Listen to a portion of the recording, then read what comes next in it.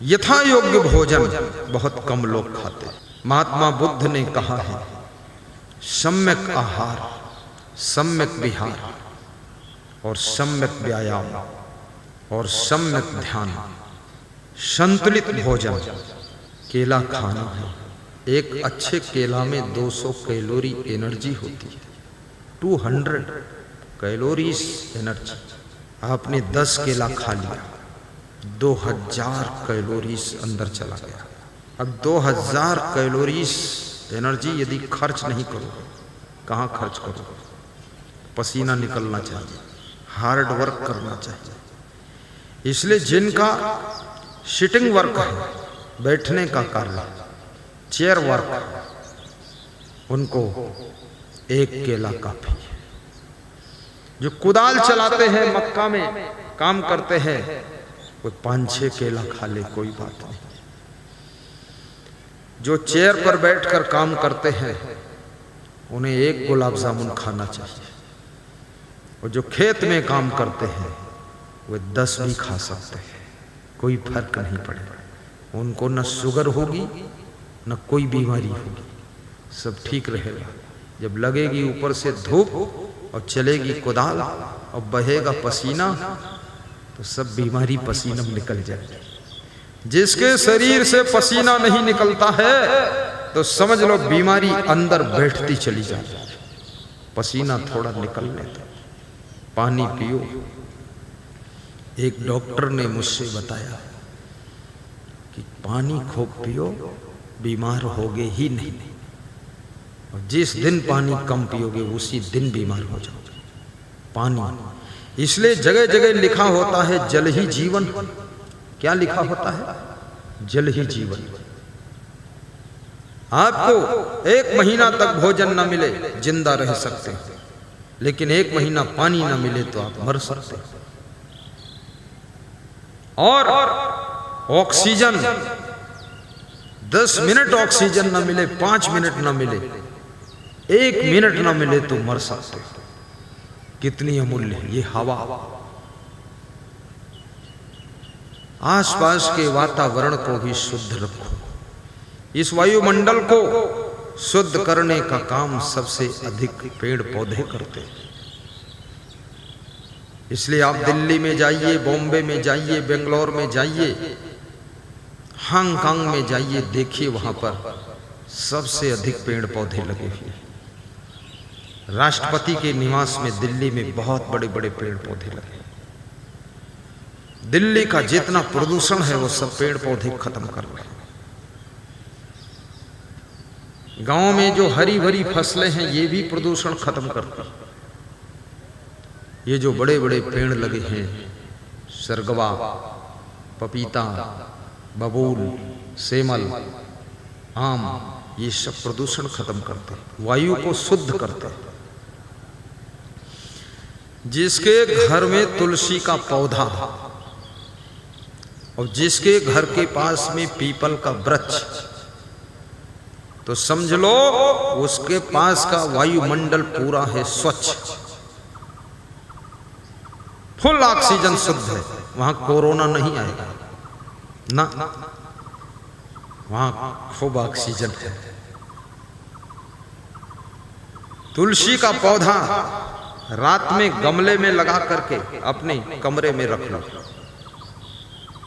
रात में तुलसी का पौधा ऑक्सीजन देता है, आपकी बुद्धि तेज हो जाएगी।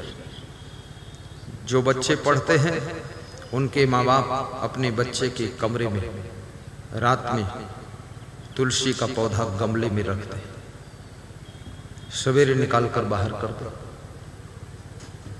और पीपल का पेड़, बोनसाई पेड़ लगा दे, उसकी जड़ काटते रहो या नीचे पत्थर रख दो, तो जड़ अंदर जाएगी नहीं तो बहुत बड़ा होगा नहीं। पीपल का पेड़ तो घर उजाड़ देगा, तो नीचे पत्थर, चट्टान, साइडों में भी पत्थर, बस बांध दिया। 10 फीट ऊंचा हो जाए काफी, 15 फीट का। फिर देखो शुद्धता, गंदगी मत फैलाओ। स्वच्छता अभियान भारत सरकार भी चला रही है।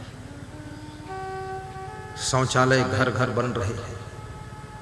सड़क किनारे लैट्रीन मत करो, खेत में जाकर चुपके से लैट्रीन मत करो।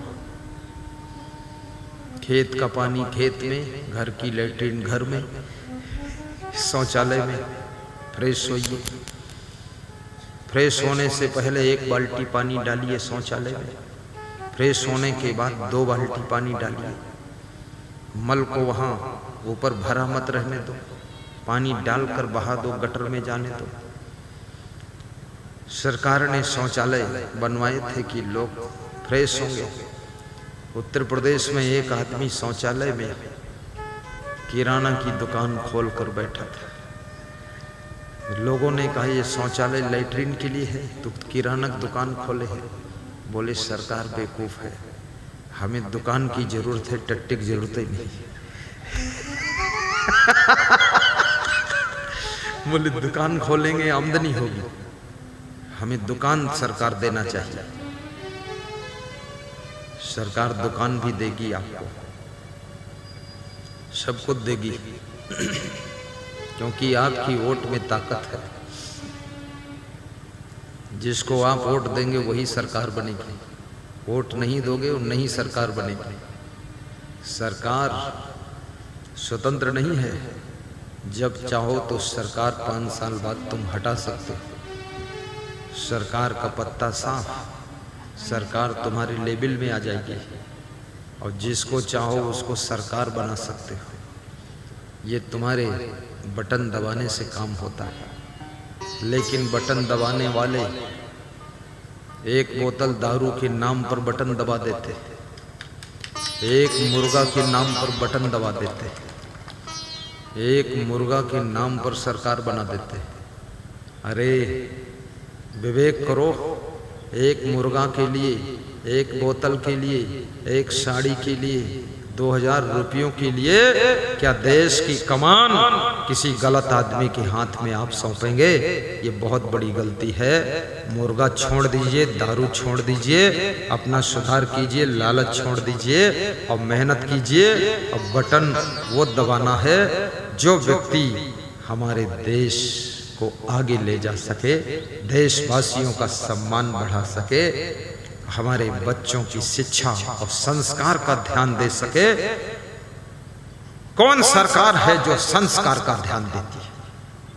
शिक्षा पर तो ध्यान है, दवाई पर ध्यान है सरकार का, लेकिन ऐसी कौन सरकार है जो बिना दवाई के तुम्हारे स्वास्थ्य पर ध्यान देती है? डॉक्टर बहुत बड़ी बात मुझसे बोला, छत्तीसगढ़ में रायपुर का आस्था हॉस्पिटल का डॉक्टर बोला, गुरुदेव बिना दवा ठीक करूंगा। तो हमने कहा तो हॉस्पिटल का क्या होगा? बोले जो होगा सो होगा, केवल आपको ठीक करूंगा, बाकी सबको दवा दूंगा। तो हमने कहा कैसे?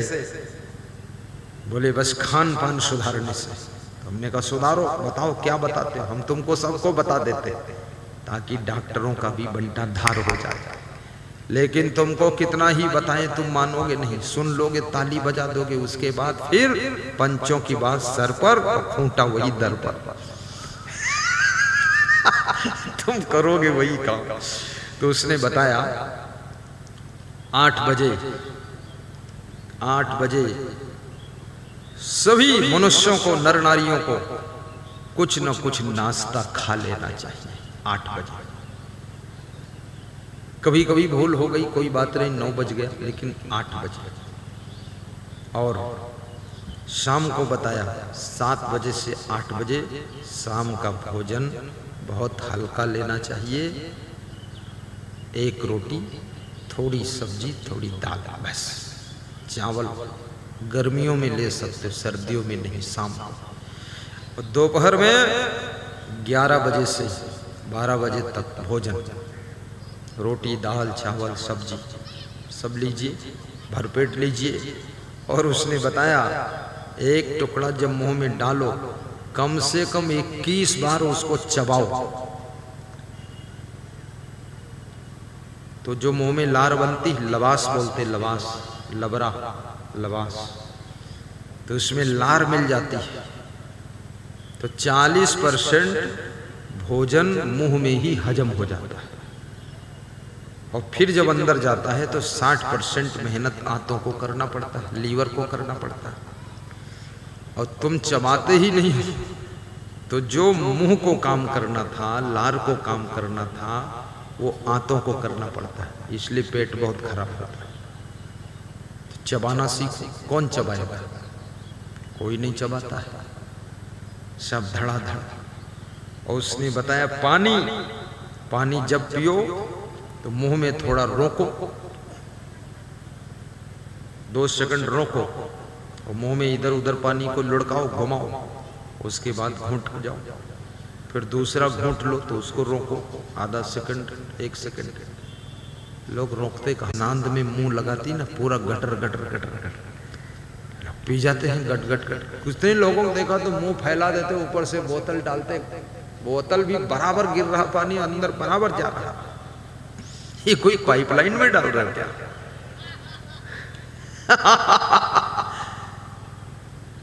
बहुत बड़ी गड़बड़ी हो जाएगी, उससे फेफड़ों में पानी जा सकता है, आपके फेफड़े खराब हो सकते हैं। पानी भी धीरे धीरे पियो। अब धीरे धीरे, इतना धीरे भी नहीं कि ट्रेन छूट जाए, तुम पानी ही पीते रहो। हाँ, दिन भर तुम भोजन चबाते रहो। अब तुम्हारे पति देव कहें कि जल्दी करो, तुम कहो गुरुजी ने बताया था भोजन चबा रही हो। आज थोड़ा उसका टाइम भी है ना, 21 बार गिन लो, काउंटिंग कर लो, दिन भर नहीं चबाना है। आप मीठा खाते हैं ना, मीठा मुंह में रखिए, उस मीठा को भी 21 बार कम से कम चबाइए। ऐसे 32 बार चबाना चाहिए। 32 दांत इसीलिए, हर दांत में छू जाना चाहिए जो भी खाया, और लार खूब मिल जाना चाहिए, लबास। फिर देखो 40% तो मुंह में ही डाइजेस्ट हो चुका है, फिर अंदर जाएगा, ना गैस बनेगी, ना पेट फूलेगा, और ना तो पेट में दर्द होगा, और तुम उल्टा पलटा खाते हो। इसी को कृष्ण भगवान ने गीता में लिखा, युक्ताहार विहारस, जिसका आहार विहार यथा युक्त। और जिन लोगों के पास में हार्ड वर्क नहीं है, उन्हें व्यायाम भी करना चाहिए, पैदल भी चलना चाहिए। आज मैं पद यात्रा में निकला था, लगभग 4.5 किलोमीटर की पद यात्रा थी, आना जाना। हमारे साथ में कुछ सज्जन गए थे, जो गए थे हाथ उठाओ। कौन गए थे? खड़े हो जाओ, खड़े हो। जो सुबह पद यात्रा में गए थे हमारे साथ। तुम कहाँ गए थे? ये आदमी देखो, बुजुर्ग आदमी गया था, बहुत हिम्मती आदमी। बाकी मैं ले तो गया था 10-15 लोगों को, बीच से भाग गए वो लोग, जितने जवान थे सब खिसक गए। बूढ़ा आदमी बोला, तुमको हम पछाड़ के मानेंगे। पूरा आखिरी तक रहा। बहुत महान व्यक्ति, बुजुर्ग आदमी। अब उस पद यात्रा में मैं देख रहा था, गांव में लोग आसपास खड़े हैं, बातें कर रहे हैं, ठेला पर खड़े हैं, सबके चेहरे में देख रहा था। चेहरों पर बहुत सुस्ती है, उदासी है, सूनापन है, चेहरा ढीला ढाला है। चेहरा देखकर कोई कोई का चेहरा तो लगता था कि भूत प्रेत है, चुड़ैल जैसा है। कोई ताजगी नहीं है, उत्साह नहीं है, निराशा जैसी है, बिल्कुल मरा मराया उदास चेहरा। क्यों? सवेरे उठकर खड़े मत होइए, सवेरे उठ करके बैठे मत रहिए, सवेरे उठ करके पानी पीजिए, पानी पी करके फ्रेश होइए, लेटरिन जाइए, फिर मंजन ब्रश करिए, और इसके बाद कम समय है तो 1 किलोमीटर दौड़ दीजिए, 1 किलोमीटर वापस आ जाइए दौड़ कर। समय पूरा है तो 2.5 किलोमीटर लंबी चाल जाइए, 2.5 किलोमीटर। समय नहीं है तो चारा मशीन चला दीजिए, वो भी व्यायाम है। गोबर उठाइए, वो व्यायाम है। खड़े क्यों हो? दूसरे के द्वार पर क्यों खड़े हो? इधर आओ, तुम अपने द्वार पर आओ। अपनी भैंस चिल्ला रही, इसमें चारा नहीं डाल रहे हो, और दूसरे द्वार पर बूढ़ी भैंस बनकर खड़े हो। निकलो वहां से। वहां क्या जरूरत है? घूमने क्यों गए हो? एक बार देख लिया, संसार यही है, गांव यही, उसमें क्या देखना है? फालतू खीसे कड़त खड़े वहां। सुबह सुबह उठ करके कहीं पान तमाकू खा रहे, मुंह में गोबर भरे घूम रहे। कोई पूछे नाव का है, अब मुंह में इतना गोबर भरा है, नाम क्या बोलेंगे? दांत मोती जैसे चमकने चाहिए, चेहरा चांद जैसा चमकना चाहिए और हाथ पांव सुंदर दिखने चाहिए। ये मनुष्य जीवन देवी देवताओं से श्रेष्ठ जीवन है। आपको सुंदर भी बनना है, सुखी भी बनना है, भक्ति भी करना है और अंत में साधना तपस्या करके मुक्ति भी प्राप्त करना है, मुक्ति भी प्राप्त करना है। ये सब क्या नरक बना रखा है? स्नान नहीं करते हो, मैल लगाकर खड़े रहते हो, साफ कपड़े पहनो, अपने कपड़े भी धो लो, धोने से व्यायाम होता है। अब तो कपड़ा धोने वाली मशीन आ गई, आटा पीसने वाली मशीन, आटा मारने वाली मशीन, रोटी बनाने वाली मशीन, दाल पकाने वाला कुकर, बर्तन धोने वाली नौकरानी, सब मशीन से काम हो। धान कूटने वाली मशीन, स्त्रियों का काम सब मशीनों ने छीन लिया। खेत जोतने के लिए ट्रैक्टर, माल ढोने के लिए ट्राली, इधर उधर जाने के लिए मोटरसाइकिल, कार, जीप, लंबी यात्रा के लिए एरोप्लेन,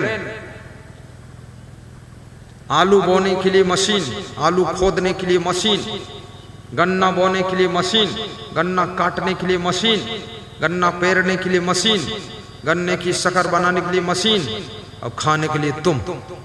तो शुगर बीमारी होगी किसको? तुमको होगी, हमको थोड़ी थोड़ी। ये हाल है। थोड़ा व्यायाम जरूर, कोई भी बीमारी हो, व्यायाम और संयम नियम से उसको जड़ से दूर किया जा सकता है। ये 100% आपके सामने हम संकल्प लेते हैं, 100% दूर कर सकते हैं।